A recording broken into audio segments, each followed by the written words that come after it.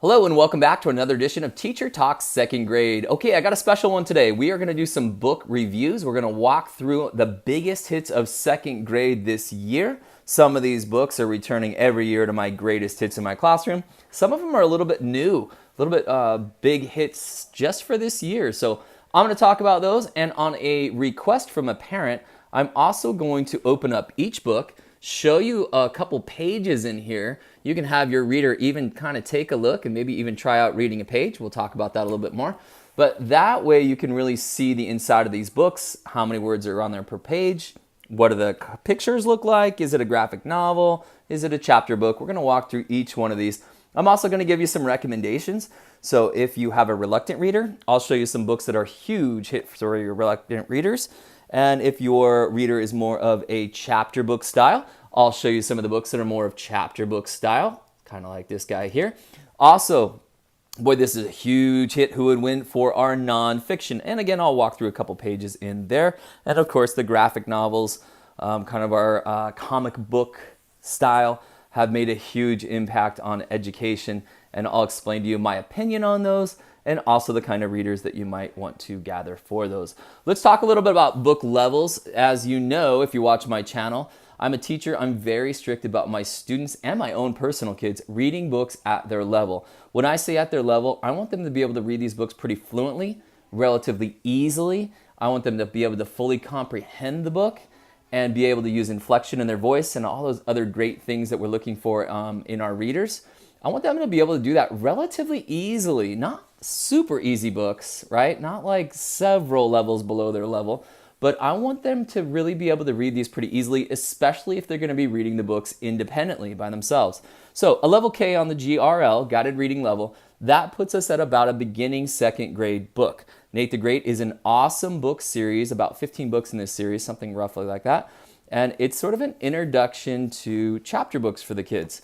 And I can put it right here. And if you want to press pause, and maybe if you have a reader at home and you want them to try out a page, you could have them read this right here. So in my classroom and at school, we have all these fancy tools to tell us exactly where our students are at. The honest truth is, after doing this for about 8 years, I can tell you, I can have a student come here, read this page, maybe they read 2 pages, something like that, and I can right away know where this book is in regards to their level, if it's too easy, too hard, or just right. So here's kind of the tips to it. If they read this book and it's just lightning fast, maybe it's a little bit easy.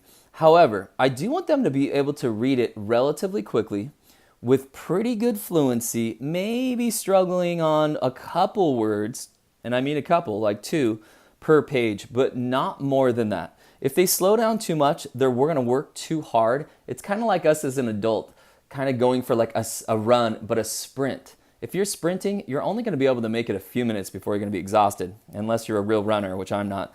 But if you go for a jog, you might be able to jog 25, 35, 45 minutes. That's what I want my readers doing. I want them jogging. I don't want them sprinting. So I want them going for a nice jog through these books. I want them to be able to read with enough fluency, enough comprehension that they can kind of get a movie going in their head. They almost don't feel like they're reading. It's almost like they're watching a movie. If they're slowing down for a lot of words, we're not going to be able to make that happen. So my opinion is much better to go a little easier on the book levels than it is to try to fight through harder book levels. And by the way, if you want your kiddos to move up through book levels, try books one level easier and see if you can get them to consume the books like crazy and read a whole bunch of them rather than trying to get your student caught up by reading books maybe at the level they're supposed to be at, and then they're fighting through the books, and then you have tears, and then they hate reading, and now you're just going in the wrong direction. So keep in mind, keep that reading fun for them. Speaking of fun, let's talk about the genius Dave Pilkey and Ricky Ricotta's Mighty Robot. So in my opinion, this is the most important book series in my classroom that Dave has come up with, and maybe the most important book series in my classroom, period. And the funny thing is that several years ago, I'm not sure if I would have allowed this in my classroom or not. The graphic novel style, and this one's kind of borderline graphic novel style, and I'll walk you through a couple pages here. The graphic novel style with lots and lots of pictures. Often the graphic novels have speech bubbles. This style of book, look how many words are on here. A lot of people, including myself, kind of think, I don't know, is this really a classroom book, or is this kind of like trash, if you will? Well, I can tell you this, people, 8 years of teaching second grade, and I feel like I get phenomenal results. I mean, my results show that. And it's not that I'm a genius of a reading teacher, but I am very strict with them reading, the students reading at their levels, and I'm very, very open to fun books. So this guy's at a level L on the guided reading level. Because of the limited number of words per page, it really reads like a pretty easy L. So almost down here like a K, so something around there. But if you're looking for a introductory book, sort of end of first, beginning second grade, somewhere around that level, then this is a huge hit for those reluctant readers. My son was a reluctant reader. This is the first book series he fell in love with, and this is what made him go from truly not liking reading at all to loving reading. In fact, he would take these books in our car, take them on all the trips. He read them 10 times, some of them 15 times, which I'll talk about too. I used to tell my students only to read their books 3 times each. The honest truth is, I really don't feel that way anymore. I don't want them reading the books to the point where they've memorized every word. However, that really doesn't come at 3 times reading through a book like this. So my opinion is, go ahead, read that book 10 times. You love the book? Read it 15 times. That's okay. So here's a new series in my classroom.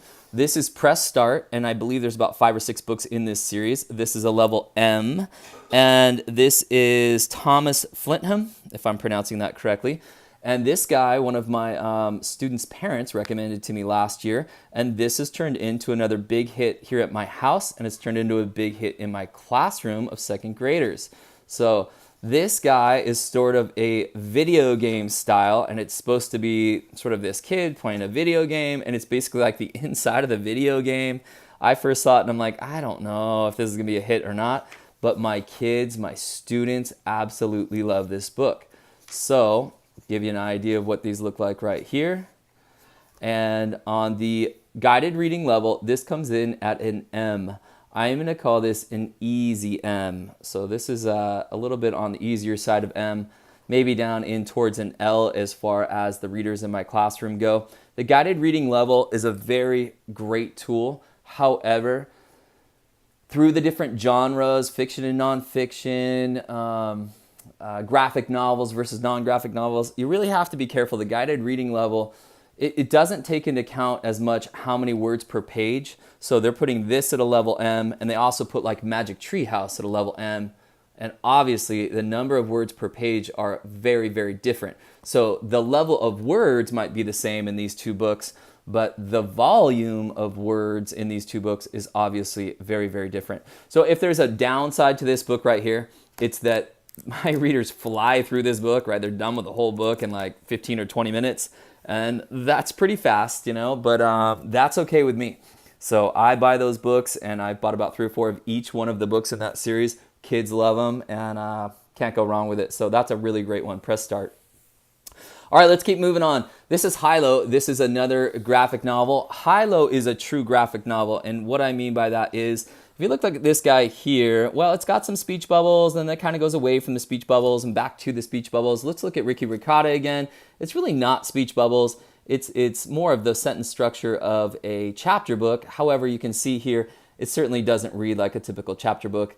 Has all kinds of beautiful pictures in there for the Ricottas. Here's the HiLo. HiLo, very, very fun on the pictures, but this gets into the almost graphic novel / comic book style.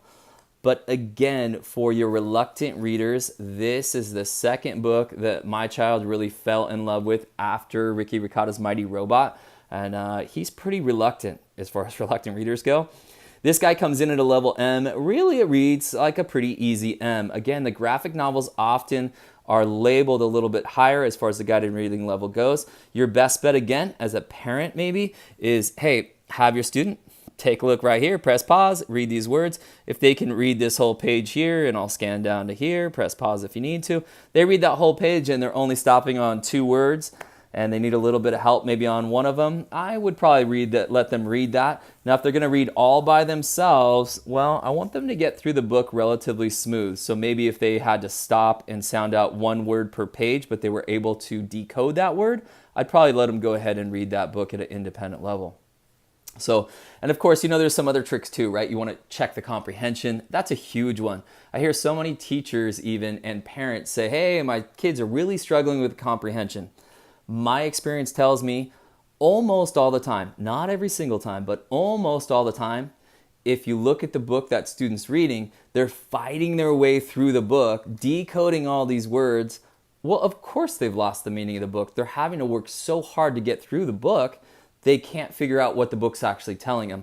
And if you think about it, that makes perfect sense that they don't understand it. I bet if you get that same student that someone might be saying, hey, they're really struggling with their comprehension, I bet that's not the problem. I bet if you get a book that's at a much easier level, ask them to read that book so they can read it nice and smooth and easy, I bet you they can comprehend that book. Most of the time, they can comprehend that book. That's what I've found. Every once in a while, they might truly have a comprehension problem, but most of the time it's solved with the level of the book.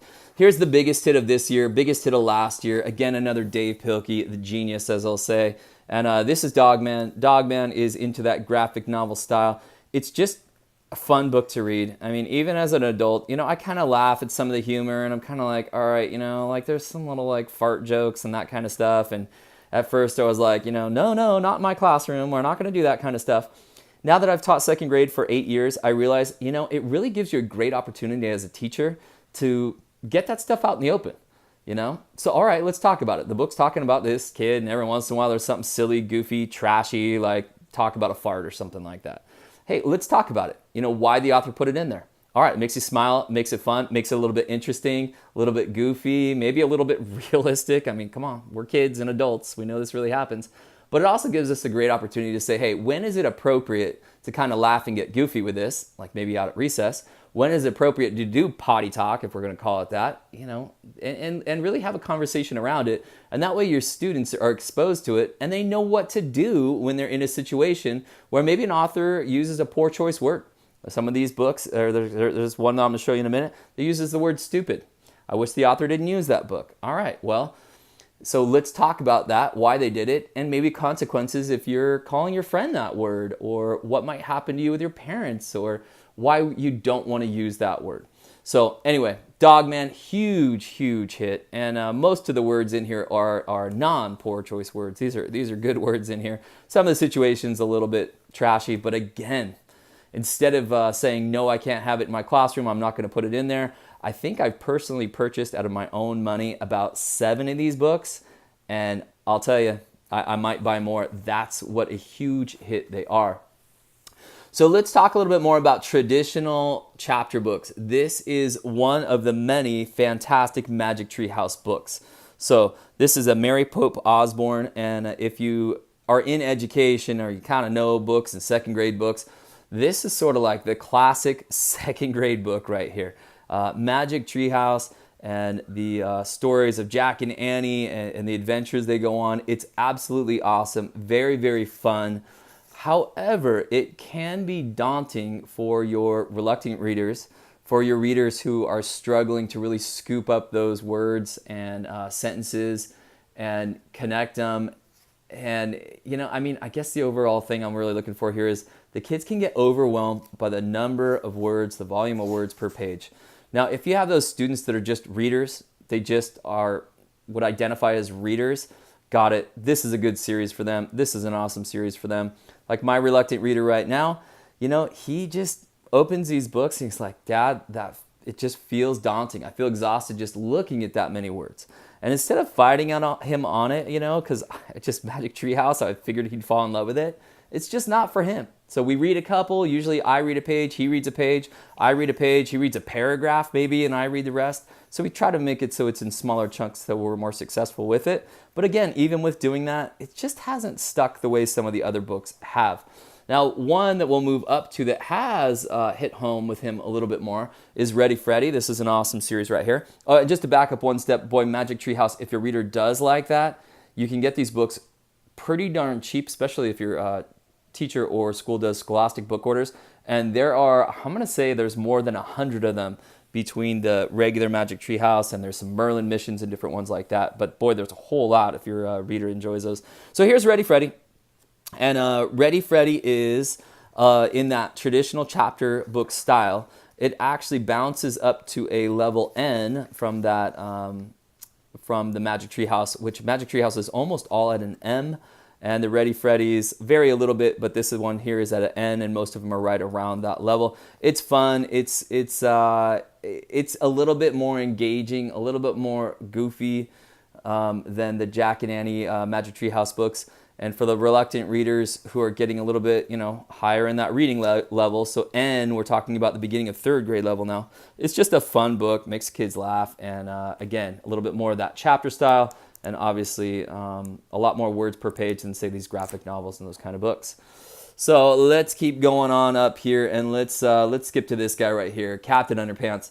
So if you know anything about reading kids' books, you're a teacher, 2nd grade, 3rd grade, probably 1st grade too. Boy, Captain Underpants, this is Dave Pilkey's sort of flagship book here, at least one of them. I don't know. He's such an amazing author. I think he's got a lot of flagships now. But Captain Underpants, I think, is the one that kind of put him on the map. I believe there's roughly 15 or so of these Captain Underpants books. This is the first one in the series right here. Dave has come out and put the first 5 or 6 or 7 in this full color. And boy, it's worth it. So you get this hardcover book and full color. And I'll tell you, parents, if you have the money, this guy here is a huge hit in the color. And the pictures come to life. It's a lot more fun and engaging for the kids. And by the way, if you're got that reluctant reader and you're trying to get them hooked on this Dave's first book series, this Ricotta's Mighty Robot, this comes in a paperback that has black and white pictures. And if it's in your budget, if you have the money to do it, do the full color, nice pages, and this hardcover book. It's the difference between my personal students sort of enjoying the books and just loving the books. They don't want to take them out of their hands. So some of that stuff that as parents were like, hey, it's the same words. Hey, it's the same pictures. They're just not in color. I get it, but don't forget, these are 7, 8, 9-year-old kids. It does make a difference when you're 7, 8, 9 years old. So here's Captain Underpants. So it has, it's an interesting mix of, so this is level P now, so we're talking about the end of end of 3rd grade. So it's an interesting mix of lots of pictures, very, very engaging. It's kind of silly. It's kind of goofy, a little bit raunchy, a little bit potty talk. It's not really bad, again, in my opinion. It kind of gives me the opportunity as a teacher to kind of laugh with the kids and then go, let's pull back a little bit. And why don't we want to do this potty talk here in the classroom or at home? Or what do mom and dad do when you use those words? And why do they do that? And when could we use these as kids? And why the author put it in there? And why do we want to make sure we're not using it at inappropriate times? So, the Captain Underpants, I know some of the teachers that I work with still kind of give me a sort of weird look when I tell them that I let the kids read this. And again, I'm going to say that I've probably spent a few $100s on these books for my classroom. That's how confident I feel that this is a game changer right here. For my sort of medium-high kids in 2nd grade, as far as the reading levels go, this is a game changer. My students will read literally an hour, maybe an hour and a half. Last year, some of the kids did, and it's just phenomenal. You can see the number and volume of words per page, and if you wanted to pause it right there, you can try out your reader and see if they can read that page, if they can read the whole thing, only struggling on 1 or 2 words. My opinion is that's a good fit. If they're fighting their way through it and struggling on every 5th word, it's too hard. You got to wait on that one. But it's fun for the kids. I mean, this character right here is Captain Underpants. Captain Underpants is basically Principal Krupt of the school that these boys go to. It's our principal, and they do something, and then he turns into Captain Underpants. So is it goofy? Is it silly? Yeah, it is. Are your kids going to read it like crazy? I bet they do. So awesome book, Dave Pilkey. All right, let's kind of change gears here. So now we're talking about nonfiction.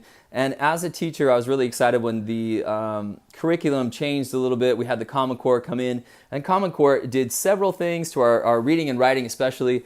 But one of the things that it did for reading, which is really exciting, is as teachers, we went from a lot of fiction as 2nd grade teachers and primary teachers with only a little bit of nonfiction, and we've really changed that quite a bit. So now what we're teaching in the volume of books and the exposure to the kids is almost like 50-50 as far as fiction and nonfiction. Maybe not quite that much. Maybe it's more like 60% fiction and 40% nonfiction.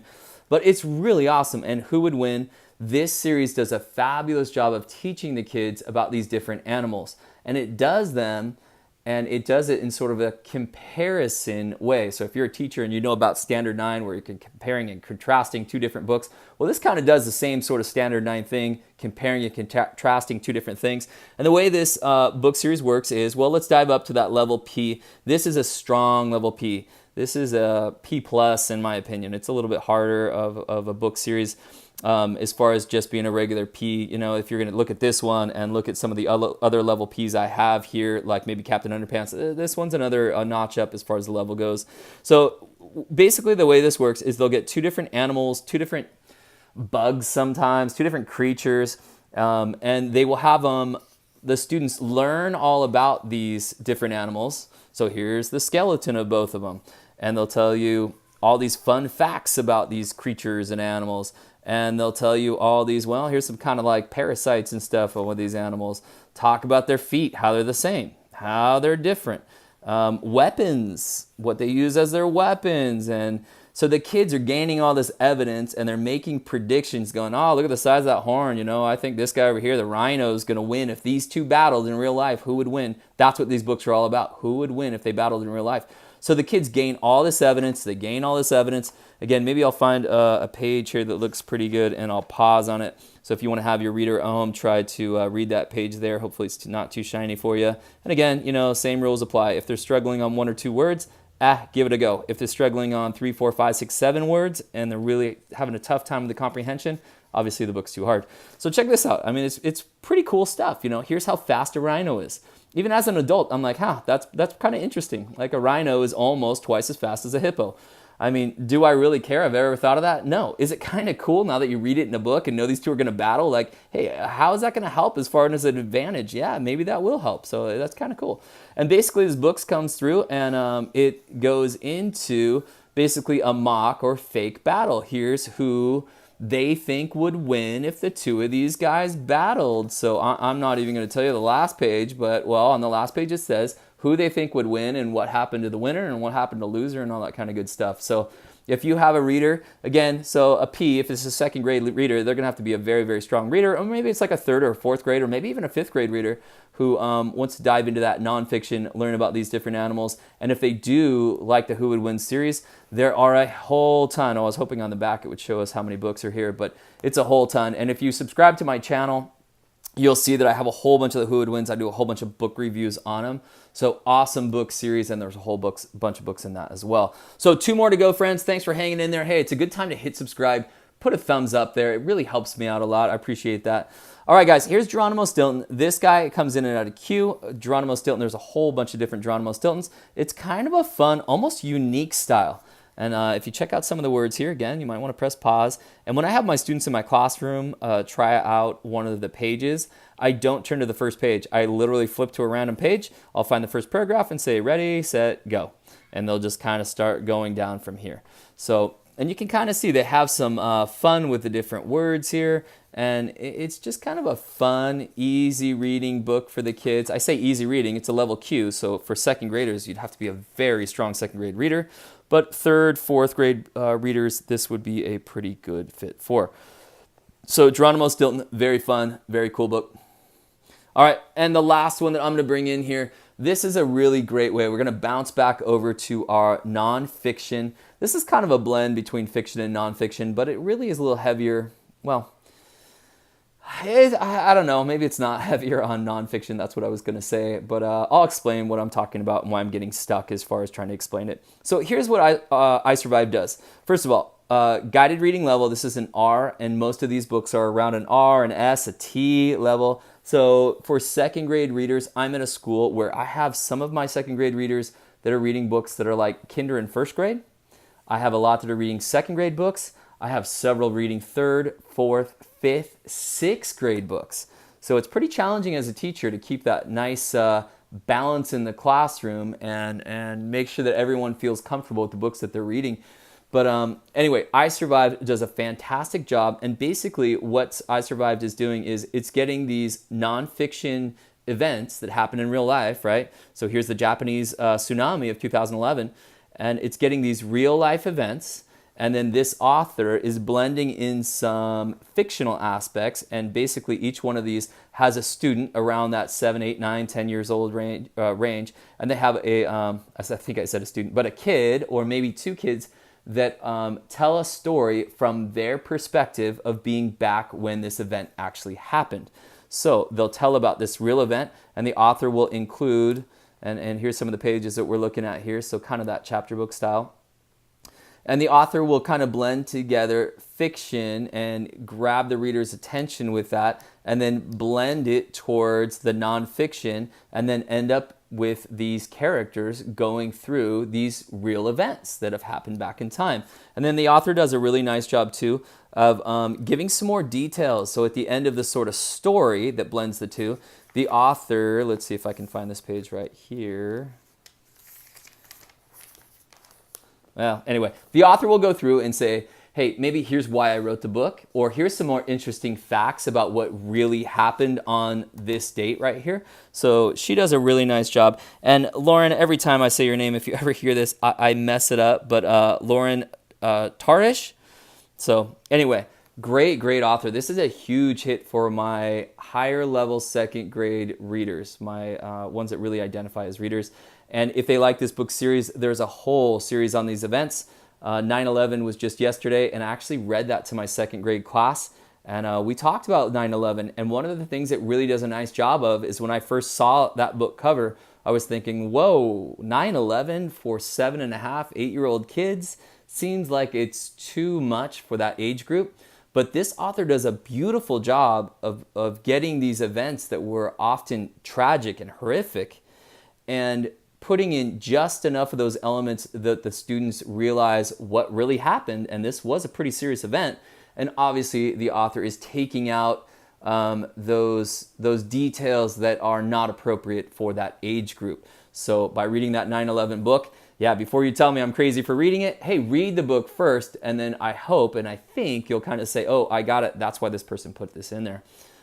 Okay, so back to it, friends. Hey, awesome books here. And I hope you gained something from that. Give me a thumbs up, hit subscribe. And by the way, if you're not quite loving how I'm doing some of these videos, instead of giving me a thumbs down, tell me, hey, Teacher Talks, why don't you do this a little more? Why don't you talk a little bit less? I see this video is almost 28 minutes long. You talk too much. Hey, that's okay. Tell me what I can change. Maybe you want me to talk more. Maybe you want me to read the whole books. Maybe you have some different ideas I can do on this channel. Hey, I'm here for you, so you let me know what you want, and I'll see if I can make it work for us. All right, guys, that's it for now. On my next video, I'm going to talk a little bit more about the guided reading level, so make sure you subscribe to this channel so you can check out all my different videos. All right, that's it for now. See you next time.